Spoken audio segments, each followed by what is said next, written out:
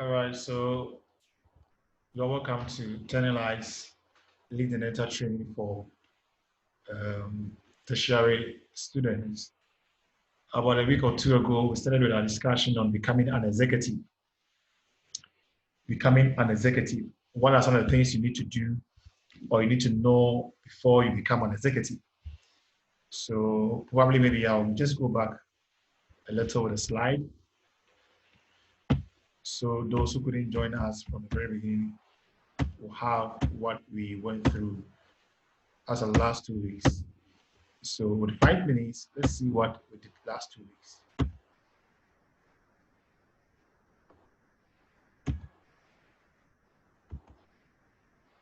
Last 2 weeks, we started with becoming an executive. So we realized that to be an executive is to be in the position to have direct plans and coordinate operational activities for your organization. You should be ready for traveling and to do some major works for your company.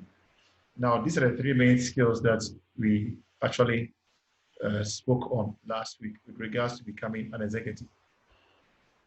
And we said that in order for one to become an executive, such a person should have the following skills. The person should have technical skills, the person should have the human skills, and the conceptual skills. So with technical skills, of course, you should be able to have knowledge of some analytical ability or some specialty in doing something. You should have knowledge in procedures involving in doing some kind of technicalities, and these particular skills must be developed. We look at human skills.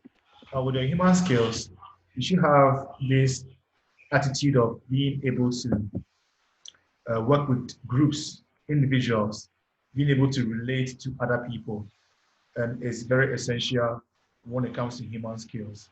You should be able to communicate effectively to others, understand how people behave, the words that people speak, and also should be able to create an atmosphere of approval for people to also work and encourage others to participate in whatever you do. We spoke a lot on human skills and the conceptual skills.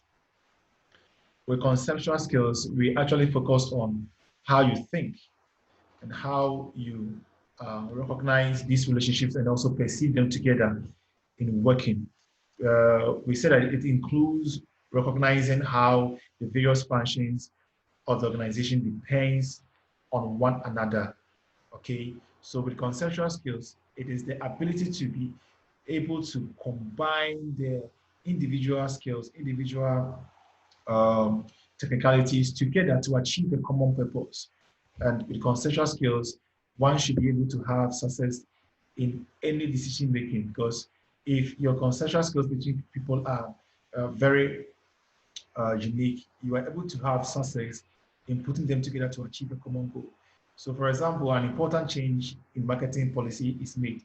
It's critical that the effects on production and control and financing other departments must all be put into consideration when making a particular change on a particular department. That is how you put this environment or these departments together to achieve a common goal. Now we look at the importance of these things, the importance of these things. That's the relative importance of these things. And then we said that we may notice that it is very important that conceptual skills embodied with technical skills and human skills all help the organization to develop. So in order to become an executive, these various skills are very important and you need to also practice them as it is. How do you become important at the workplace? You become important at the workplace applying, applying, the skills that you have, be professional on your field, learning new things and applying them, being respecting authorities, and then minding what you put on and what you put off. You mind what you say, and then you mind your time, and then humility also plays a very important role. Then another thing that we spoke on was at you working at lower levels. To be an executive, you should learn how to be able to work at a lower level. Don't take menial jobs for granted, because You should be able to know how the security man operates. You should be able to know how the driver operates.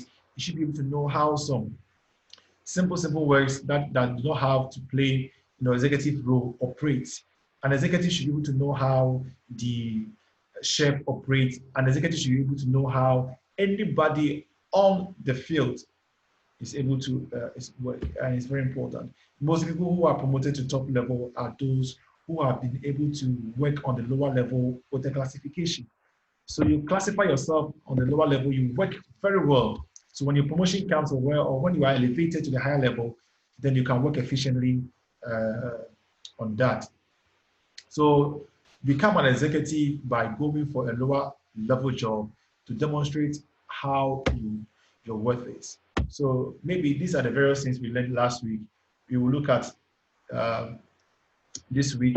This week, how can you be at the top? Everyone dreams at being at the top, all right? And to be at the top, your conceptual skill is very important. You need to increase in how you think, in how you're able to put various departments together to work for a common goal. At a high level, you don't need much of technical skills, but human and conceptual skills is very important. When you're working as an executive at a high level, you might not be doing so much technicalities such as painting, mason work, such as carpentry, such as engineering on the field. You'll be putting so much paperwork together, you'll be putting so much drawings together to make sure that these departments work at a common goal. And so your conceptual skills and your human skills are very important if you want to remain at the top level. Now, executive development. Attend seminars to develop your capacity. If you want to be an executive, it's important that you engage yourself in workshops, in conferences, in seminars. You need to read wide books that are connected or related to your environment or your conceptual improvement or your professional environment. You need to get wide books on this and read on them. Accept new challenges that comes your way. You can only be a better person when you accept new challenges, and make sure that you work hard enough to overcome these challenges. Write on topics and ask people to read and get your feedback. To be an executive, you need to let your paper and your pen do most of the work. Now, your laptop must be very important to you. You need to write on topics and let people read and get the feedbacks. Solve problems, societal problems. Sometimes when you move on the society or your environment or your surroundings, identify problems and work on solutions.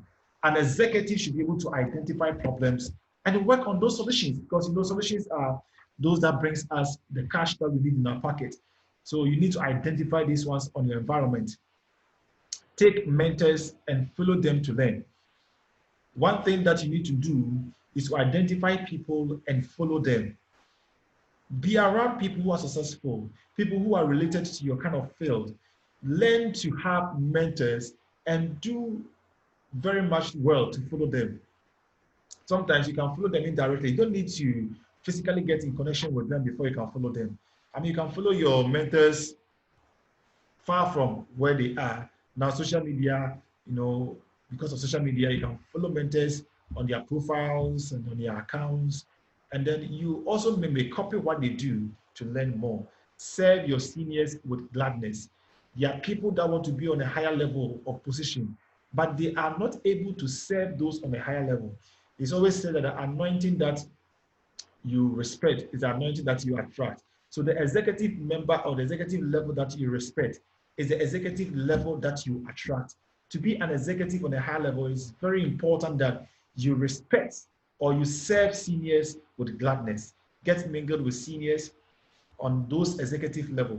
And then it could be on WhatsApp. Sometimes you have to engage your seniors on a professional way by means of learning. Okay, so how do you get yourself placed on an executive level? Don't wait for an opportunity, create one yourself. Don't wait for an opportunity to be promoted. Don't wait for an opportunity to be upgraded. Don't wait for an opportunity to be called to do something. As an executive or somebody who's aspiring to be an executive, you need to create opportunities yourself. That is why I started by saying that identify problems. When you identify problems, you are creating opportunities, because solutions come, and those solutions are opportunities for you. Create an executive team with your friends and make important services like project planning, voluntary exercise, and things like that. And all these things come as a result of trying to create the solutions out of the problems that you identify from the society. Approach institutions with presentation topics on your solution and make presentations on those problems, how you can solve them. So you see, you can become an executive person by creating opportunities yourself, by creating teams yourself, by creating voluntary works yourself, and also approaching institutions, approaching your fellows, approaching your colleagues, and presenting solutions to them on problems that they are all facing. Let's look at executive selection. Executive selection. So in trying to predetermine a prospective candidate's abilities on a job, much use is being made these days of various kinds of testing devices. Executives are being tested on every day from decision making or decisiveness to conformity. These tests, as a recent article in Fortune points out, have achieved some highly questionable results when applied to performance on the job. So what I'm trying to say here is that you need to have various kinds of testing devices for yourself, because executives these days are being tested every day out of the way they make decisions and their decisiveness and their conformity to things. All right, so these are ways that you are being tested on to see how capable you are on a particular job, to see your performance level on a particular job. So would it not be much more productive to be concerned with skills of doing rather than with a number of trades which do not have actually a guaranteed performance? Very, very important on that level. This three-skill approach must be put into consideration: your technical, your human, and the conceptual skills. That is, if you are seeking to be in an executive selection, I'm saying that these three skills, the human, your technical, and your conceptual skills, must be very important to you, because it makes trade testing GAN necessary and substitute for 8 procedures which examine a man's ability to cope with actual problems. So if you can really, if executives really want to see how you can cope with actual problems, they bring out a test that is able to bring the real you in you, all right? Seeing how technical you are, how your human skills are working, and how you can relate to the various departments to be able to solve a particular problem. How you can put the finance department together with the human resource department, together with the registry department, together with other departments to solve problems. That is your conceptual skills.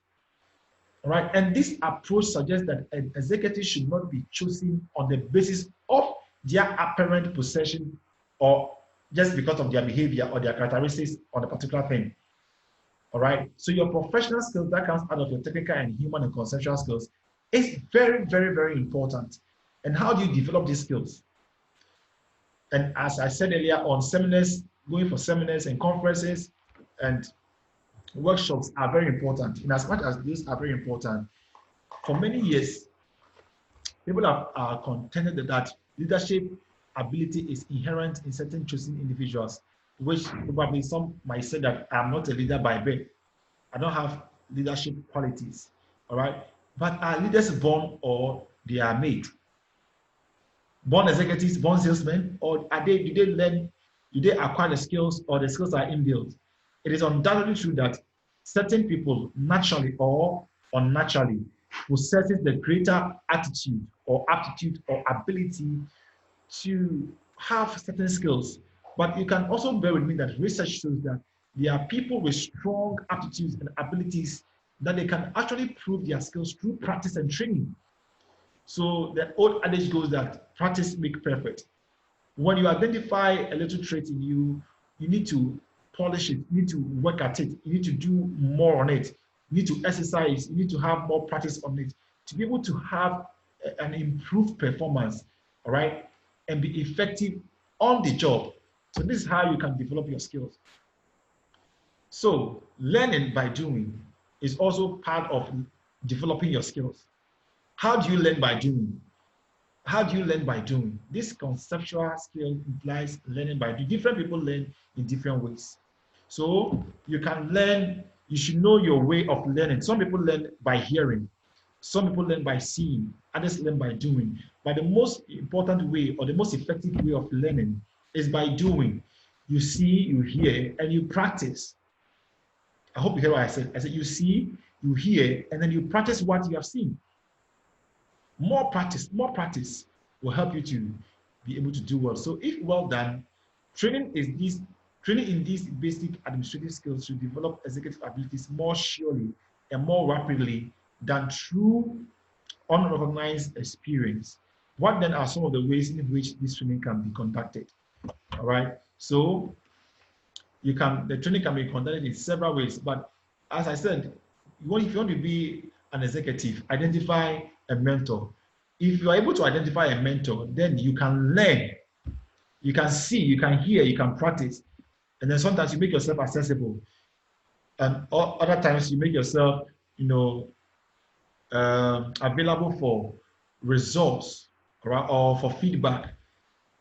Put yourself in a position for feedback. Ask people the way you perform, how good you are, and if there are changes, you also know how to make those changes take effect. Now, let's see how you can also learn when it comes to technical skills. Be involved in technical works by volunteering. There are some technical works you might not get the skills probably from school because you were not a technical person from the very beginning. So learn how to paint by volunteering to join a painter. Learn how to do a carpentry work by volunteering to be in a carpentry shop. Learn how to do a mechanic work by volunteering to be in a mechanic shop. Just go there, volunteer yourself. They will send you up and down. And as you move around the shop, as you are around, you are learning. One of the effective ways of learning is being around. Just be around. Be around. See what they are doing. Practice them. Attend a formal or a non-formal education. Use the internet to upgrade your technical skills. The internet has a lot of information. Google, go to YouTube, see videos on how you want to improve your technical skills. So how do you learn when it comes to human skills? Recognize the feelings and sentiments which he brings to a situation. Who brings the situation? When people talk to you, you should look at them, look at their sentiments, look at their feelings, and you should be able to recognize what they are trying to communicate to you. If you do this, you are learning your human skills. You are learning to be effective when it comes to human skills. Have an attitude about some people's own experiences, which will enable them to reevaluate and learn from them. All right. So when people submit their experiences to you, you should have an attitude of evaluating them and getting them the feedback. Learn from those experiences as well. Okay. Develop the ability in understanding others, their action, their words. Some words are explicit, other words are implicit. All right. Some words are, if I say explicit, outwardly you can know the expression of the person. But some people are able to communicate well inwardly, right? By their face expression or by their demeanor, you should be able to tell whether they are sad, they are happy, they are joyful or sorrowful. All right. So as you do this, you are trying to have a communication from other people. Develop the ability, all right, in successful communicating ideas and then attitudes to others. Some human skills are inborn. You can also acquire human skills from the classroom. And okay, you can also have a mentor who will help you to acquire a human skills. Now, how do you learn when it comes to conceptual skills? Learn your conceptual skills from others who have skills of thinking ahead, okay, to affect the general outcome of a project. There are people who are very good and they are able to think ahead. They are able to have, a kind of thinking that will bring together the projects in a unique way and they achieve results. So have friends who are able to think ahead when it comes to results. Ask more questions if you don't understand. Don't presume, don't predict, don't think that it is like this, whilst it is not. You need to ask questions, all right? It's very important. Do other functions to understand how others work and their contribution to overall outcome. All right, be involved in interdepartmental assignments. Don't be somebody who would love to work in just one department. Sometimes move around other departments and learn and know how their procedures work. Know how they put things together in all those departments so that when you are applying a project and you want to involve all departments, you can actually know their outcome or their contribution without even asking, because you know their procedures. And by doing so, you are learning conceptual skills. All right, so in ending our presentation today, what we want to know is that be an executive and a person that every corporate industry is looking for. And if you want to be an executive or a person that every corporate industry is looking for, you need to have a technical skill. You need to have a human skill. You need to have a conceptual skill. It starts with your technical abilities, then your human relations skills, then gradually to how you reason to affect a general outcome. So to be an executive, you should be able to reason to affect a general outcome. Don't be narrow when it comes to reasoning. You have to have a broader reasoning, a broader perspective in reasoning, all right, to get to that level of being an executive. And you need to be humble and then learn from others. An executive must be able to learn from others, and you can only learn from others when you are humble. Humility brings a lot of results. When you are proud and you think you know it all, you don't know it at all. There are people walking around all the time thinking they know everything. But if you are humble, you learn a lot. Even if you know, sometimes you need to pretend as if you don't know because you want to learn more. Read more and practice more by yourself. Read more, practice more by yourself. How can you be an executive? Read about it, practice it. Get a mentor, get a coach, set up your own executive team. So as young as you are, look for people who are like-minded like you and set up your own executive team. And within the executive team, all of you must have technical skills. All of you must have human skills. All of you must have intellectual abilities when it comes to conceptual skills. And as you move on with getting all these people involved, you are developing yourself to the executive position. You are developing yourself to the executive position. So as I end, put it at the back of your mind that to be an executive is not about dressing. It's not about putting up your tie. It's not about putting up your suit. It's not about dressing to match. It's not about impressing people with your appearances. But to be an executive, you need to have technical skills. You need to have on-the-job training.